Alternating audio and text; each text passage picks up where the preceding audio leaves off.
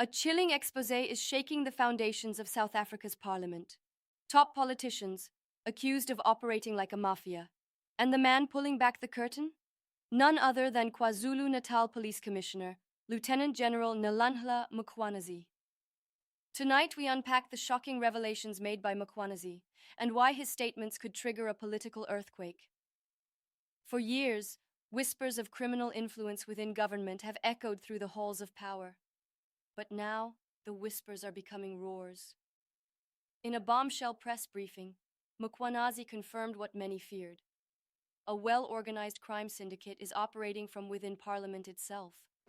Let me salute my fellow colleagues, the generals and the district commissioners that are assisting me in fighting crime in this province together with my deputies, both from the policing side as well as the investigation. I'm here this morning in order to speak to you about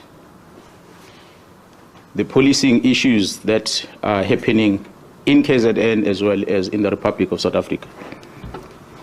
So I'm presenting this briefing to the citizens of this province and by extension the inhabitants of the Republic of South Africa, specifically about the work of the political killings task team. It's been spoken about a lot, I'm sure you know that. Let me give a bit of a background about this political killings task team. In 2018, the President of the Republic, His Excellency President Ramaphosa, established the Interministerial Committee, which we refer to as IMC, which consists of the Ministers of Police, the Minister of State Security, the Minister of Defense, the Minister of Justice and Correctional Services, and Correctional Development. These ministers were given a task by the President to ensure that they deal with matters of security nature that affect political leadership in this province. You will recall that the minister had visited the family of the late Musawenkosi Nhlanhla Mkhwanazi in Plesisle in Pietermaritzburg in May 2018. It was then where this IMC was established by the President. So it is a committee of ministers, not a police-directed operation, but a committee that involves different departments. The IMC at the time met and listened to the investigation report that was presented, the so-called political task team that was established before them. And the observation, amongst others, was that the task team was working in silos. It was compromised and that it did not have any investigation as well as a prosecutorial plan or strategy. As a result, there was a little or no progress in the investigation and prosecution of these cases. A decision was therefore taken by the IMC to establish a national integrated multidisciplinary task team, which consists of the South African Police Service, the National Prosecuting Authority, NPA, supported by both state security as well as correctional services, which commenced its work in July of 2018 to implement the now tried and tested analysis-led and prosecution-driven investigation strategy. As a result of the excellent performance, the political killings task team has been assigned in another presidential intervention project. I can name the few: the killing of the traditional leaders in the province of KwaZulu-Natal, as well as the murders that happened in the University of Fort Hare in the Eastern Cape.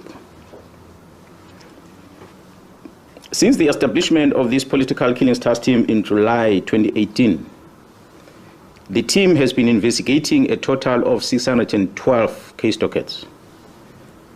These case dockets include murders, attempted murders, intimidation, conspiracy to commit murders, and other cases. A total of 436 suspects were arrested and charged.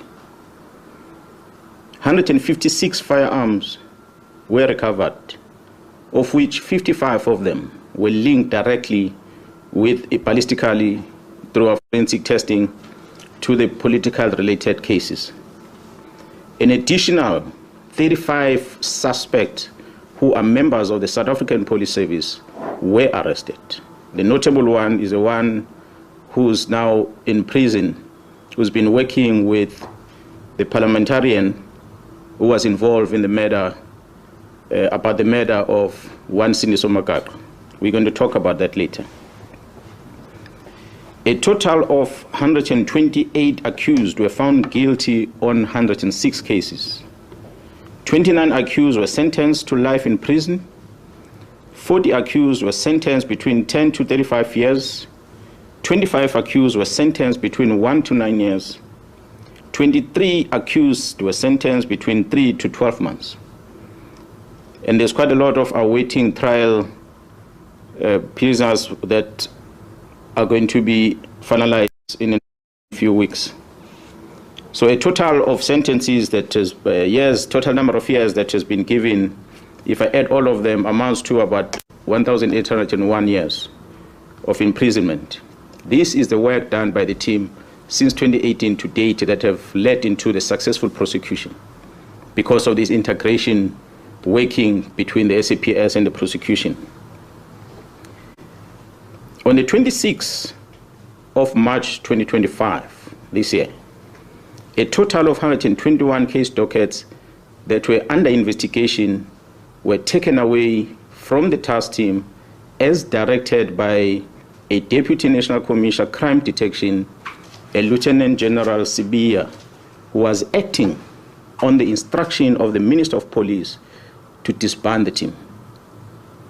This was done without the authority of the National Commissioner, nor I, as a Provincial Commissioner, was never informed.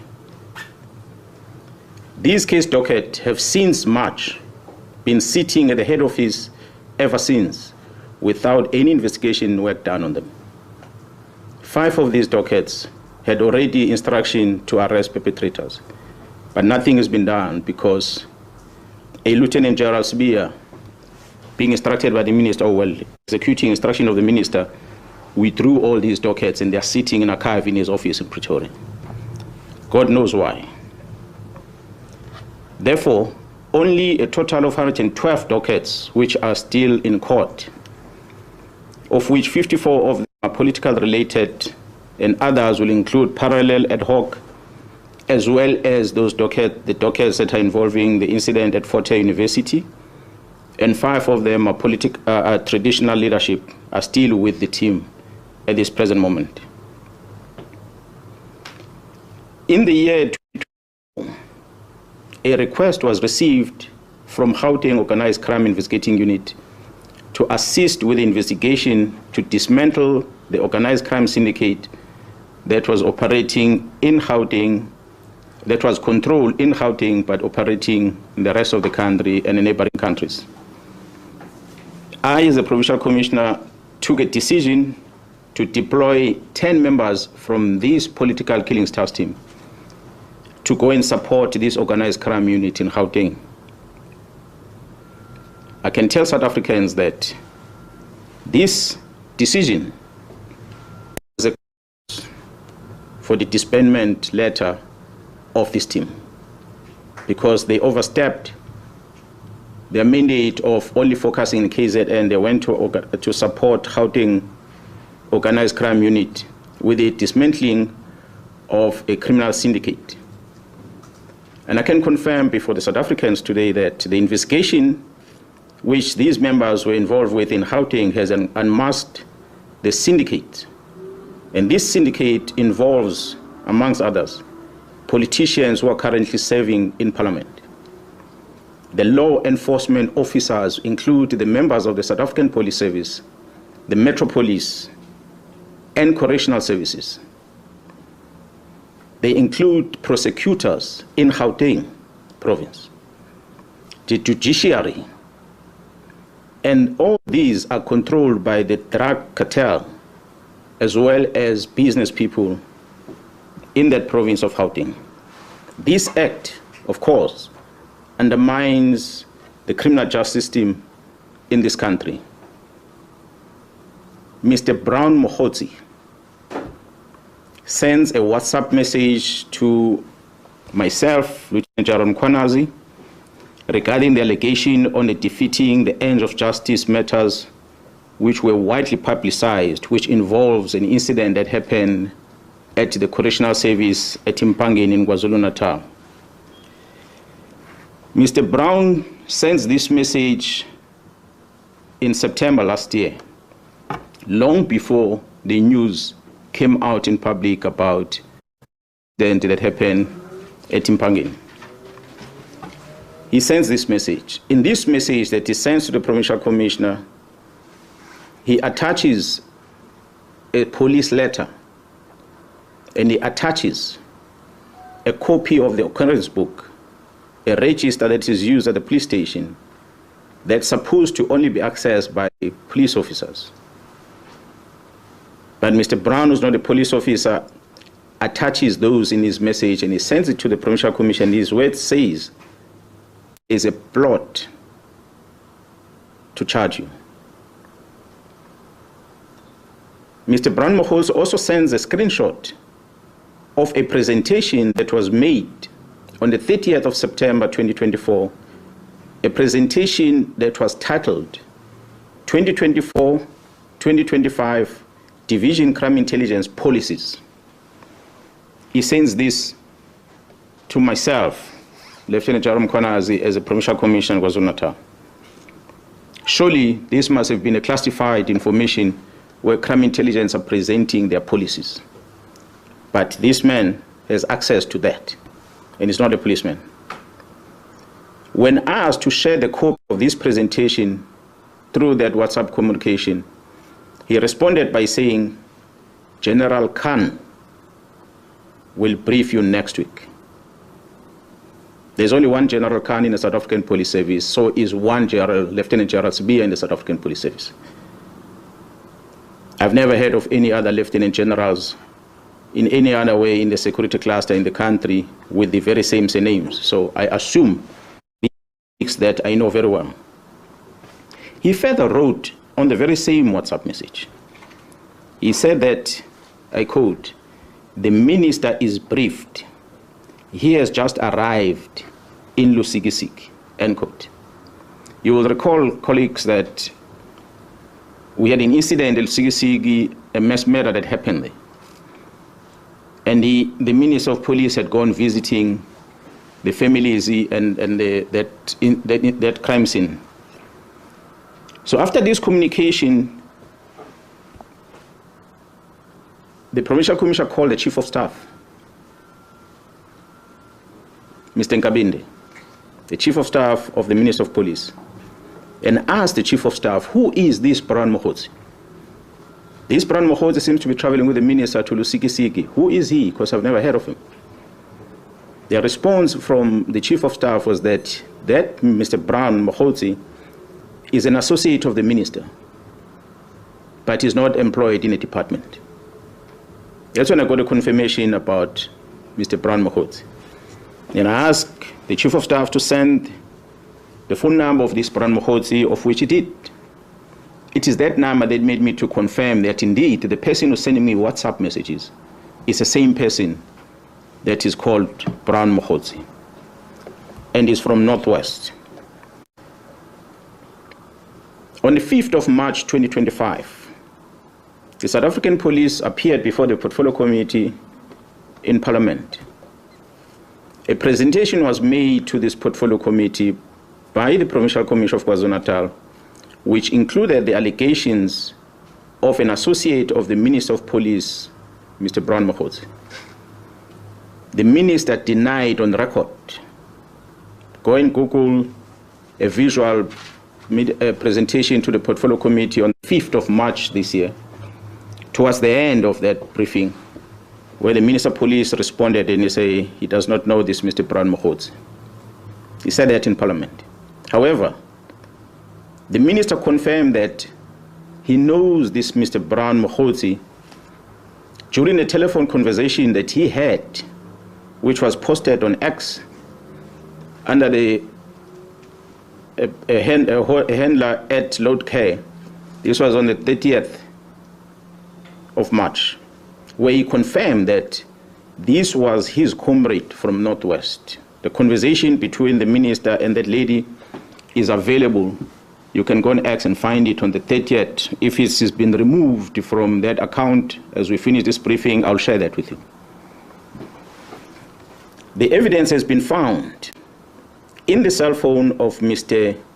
Vusimus, also known as Cat Nhlanhla, which shows the communication between Mr. Brown Mkhwanazi and the Minister of Police, Mr. Nhlanhla. As I said, this was the beginning of the closure of the political task team. I'll try to outline some sequence of events. I had said the team left for Gauteng to go and assist organized crime in Gauteng. There was a shooting incident that had occurred in April 2024, where Mr. Swart, a QTech employee, was fatally shot while entering the company premises. QTech has been a long-standing service provider to Transnet. Shortly after the incident, 3 suspects, including a warrant officer, a South African Police Service warrant officer, a detective Tau Pule, were arrested in Johannesburg. During the arrest, weapons that were used in this murder, which was an AK-47 and a pistol, along with cell phones, were confiscated. I must applaud the team in Gauteng who had effected this arrest before the arrival of the team in KZN. It is the challenges that this investigating team of Gauteng encountered that led into the invitation to the KwaZulu-Natal police to go and assist. The KwaZulu-Natal political killings task team arrival, they took these weapons and they went and tested them. So they conducted a ballistic test in order to check whether these firearms were linked with that murder and many other murders perhaps that will have occurred in the country. Maybe let me pause on that one and come back into what had happened prior to us receiving the results from the task team, ballistic test result. On the 6th of December 2024, the task team visited the premises of the 2 of the high-profile syndicate, of which one, Mr. Katiso Molefe, was arrested for the murder of Mr. Swart of QTech. During that arrest, an unusual activities were observed whilst the team were busy with the operation. These activities included a dispatching of members of the South African Police Service under the command of a senior manager at the head office to go and interrupt the operation that was unfolding. Fortunately, when they arrived there, the members realized that it is indeed a police operation, so they allowed the members to carry out their operation without disturbance. On the 30th December 2024, the ballistic expert issued a ballistic report which linked these firearms not only with the murder of Mr. Swart, but these firearms were linked with a number of high-profile cases. And these cases include very high-profile South African artists that were murdered in Gauteng, which occurred dating back as far as 2021. I'm not going to mention them, but we have them on record. On the 31st of December 2024, the Minister of Police, Mr. Nhlanhla, issues a letter to disband the political killings task team and to suspend the filling of vacancies within crime intelligence. In January, February, and April this year, the Deputy National Commissioner Crime Detection, Lieutenant General Sibia, issued written instructions withdrawing all these cases from the task team to his office. On the 14th of May this year, 2025, the task team arrested Vusi Muzi, who is also known as Cat Nhlanhla, for an attempted murder ×3.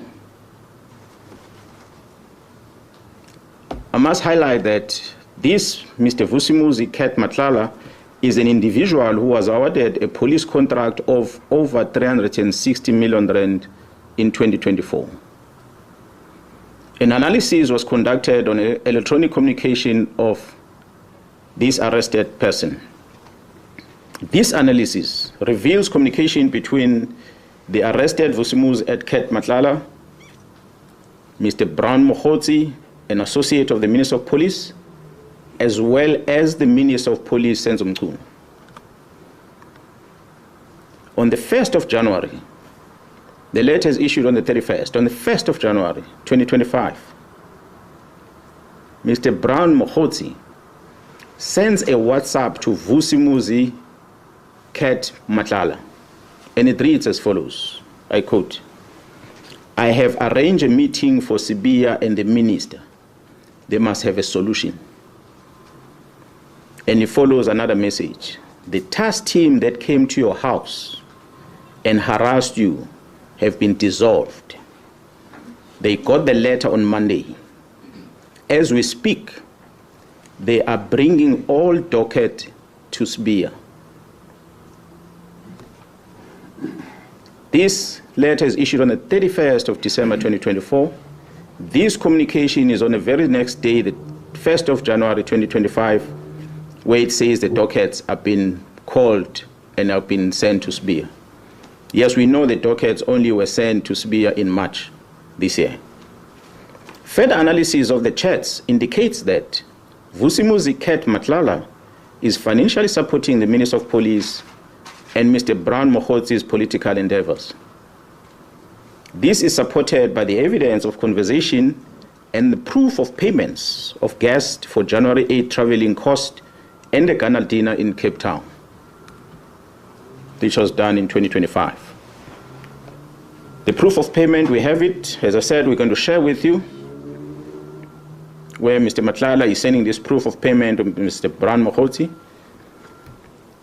On the 2nd of January 2025, at about 10:05 in the morning, Vusimuzi Cat Nhlanhla receives a copy of the letter of the disbandment of the political killings task team from Mr. Brown Mkhwanazi, who is an associate with the Minister of Police. I pause to remind you that this is the very same Brown Mkhwanazi that the Minister of Police had denied in Parliament and later confirmed to be his comrade but not involved with police matters. But he's sending this communication. That's what we have discovered through the investigation.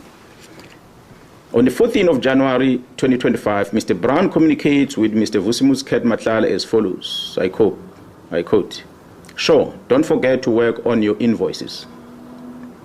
On the 15th January, Mr. Vusimuzi Cat Nhlanhla responds with a screenshot of an invoice that he has submitted to the South African Police Service, which I guess was due for payment on his contract. On the 26th of January 2025, Mr. Brown Mkhwanazi sent a message to the Minister of Police, Senzo Mchunu, which reads as follows, I quote, "The guy of the funding in bracket 20 is also in Joburg from Tuesday. He is the one I said has a 3 billion contract with SAPS." Close quote. Open quote, again another message. "I am also meeting with the DNC and the COS today." Now, in the abbreviation, the DNC in the South African Police Service is referred to as the Deputy National Commissioner, and the COS will be, in this regard, the Chief of Staff. He says, "I'm also meeting with the DNC and Chief of Staff today in Durban for finalization of Khumalo and General Mkhwanazi's matter." Close quote. Another message reads, "DNC is waiting for the Chief of Staff here. This is very significant." Close quote. This is extracted from the communication of the arrested person. So we ask ourselves a question: is there a theory of conspiracy targeting senior officers involving the Minister of Police in this country? On the 31st of December, we have seen Mr. Nhlanhla Mkhwanazi sending the following message to the Minister of Police, which reads, "Minister, I'm going to get the case number and the judgment for you. Now we got something proven by the court. This is a matter now which either Sibia or the minister can charge Khumalo and apply Rule 9 of the disciplinary regulations of the South African Police Service." It took the Constitutional Court to release a man who was sentenced to life imprisonment through a forced Section 204 confession. Imagine, Comrade Senzo, after 30 years of democracy, having this kind of policing. The good thing now is that these are not allegations, but a court judgment. This is extracted from a conversation that Mr. Nhlanhla Mkhwanazi is sending to the Minister of Police. On the 13th of May this year, the contract of Vusumuzi Cat Matlala was cancelled by the National Commissioner of the South African Police Service. On the 14th of May this year, Vusumuzi Cat Matlala sent a message to Nhlanhla Mkhwanazi, which reads, I quote, "Morning, just to let you know that my contract was cancelled yesterday, and I see you've been ignoring me and promising me things that never happened. Luckily, of every conversation, just in case something like this might happen, I'm taking all this to media and some to court on Friday when I do the interdict." Close quote. On the 30th of May 2025, the Investigative Directorate Against Corruption, which is referred to as IDEC, requests the exhibits from the cell phone of Vusumuzi Cat Matlala from the Political Killings Task Team, and they download the content of the cell phone. IDEC is a unit that was established to deal with corruptions in the country. We don't know what is it that we're investigating for them to come and ask for these cell phone downloads. On the 25th of May, on the 30th of May, I beg your pardon. On the 25th of June this year, the project coordinator of the Political Killings Task Team is arrested by IDEC. A dramatic arrest. A dramatic arrest. On the 26th of June 2025, the accused, Katiso KT Molefe, who was arrested by the very same task team, was granted bail. Guess that one went under the radar.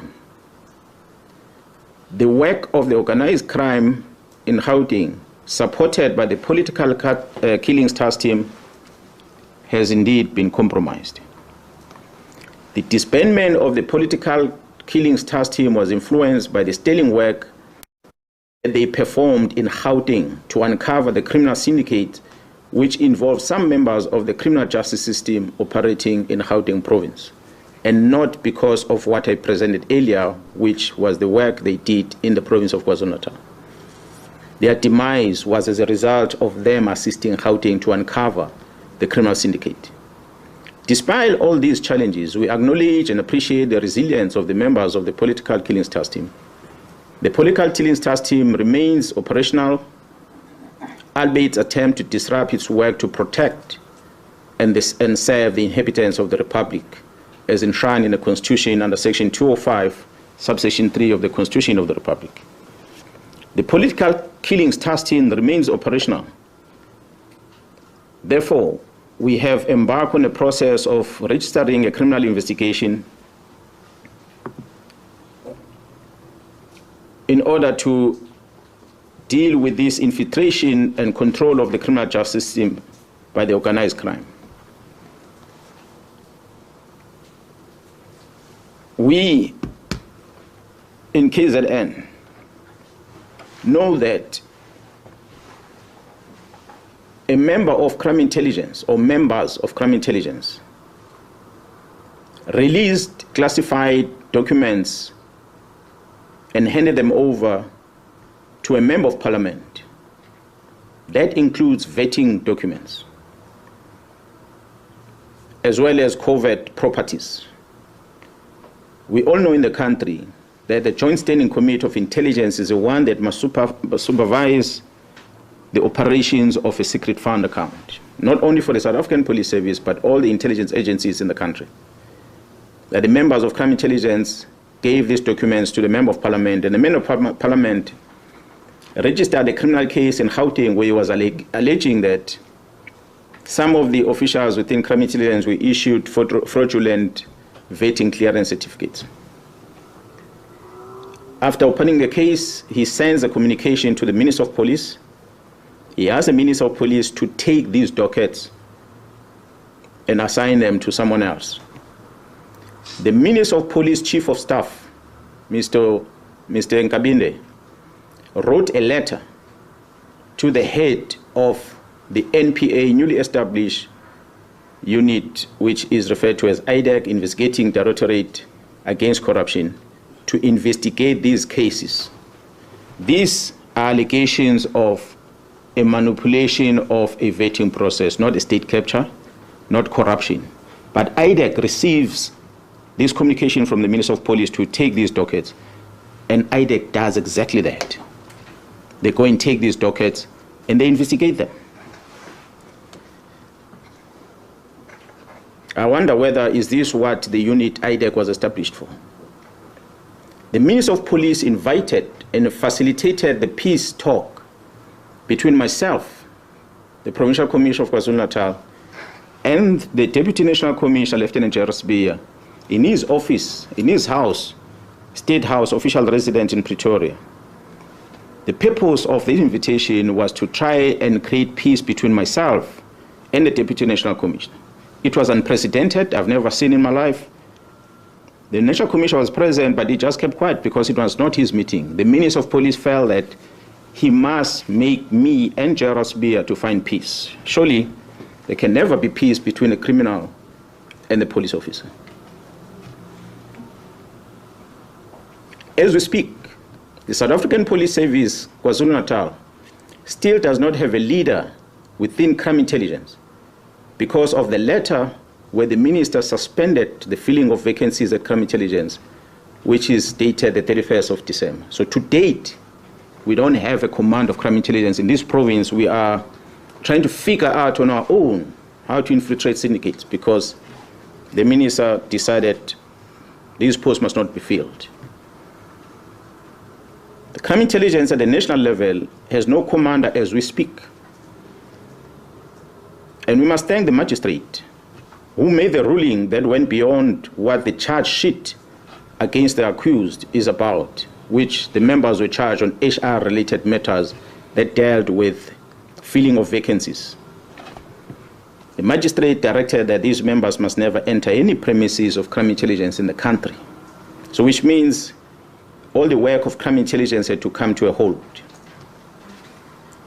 Interesting for us is that another magistrate who then had the matter of the second accused on that case, who had remained in custody last week, did not issue the same condition. He understood that the judiciary cannot get involved in determining whether people must go back to work or not. It is an employer that must make the decision. But I must just indicate to the South Africans that Mr. Padayache, who appeared in court on the day when these police officers were arrested, whom the magistrate referred to as an investigating officer, is a former member of crime intelligence himself. He retired from the police and he went to join this new unit, IDEC. He is now referred to as a lead investigator with no qualification, no investigative experience at all. But he is a person whom the magistrate directs that if anything is wanted at crime intelligence, must go via him. So he gives him a carte blanche to access anything at crime intelligence on behalf of the members that are employed to work there. The vetting section within crime intelligence has more powers than any other units within that space because they can scrutinize everything about the applicant who's applying for security clearance.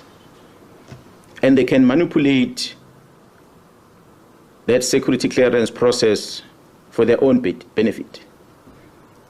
So I stand here understanding, as leading this province of KwaZulu-Natal, that fighting organized crime remains a priority as directed by government.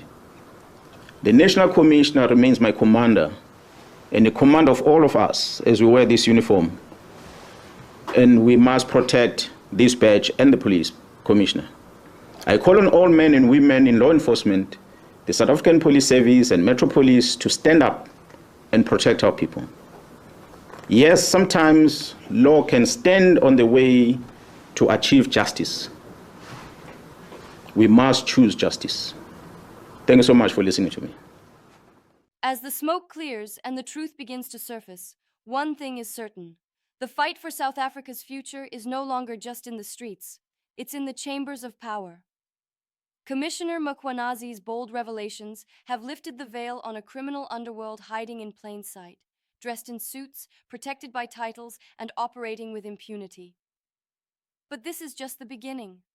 The question now is, will these politicians be held accountable, or will this become another headline that quietly fades away?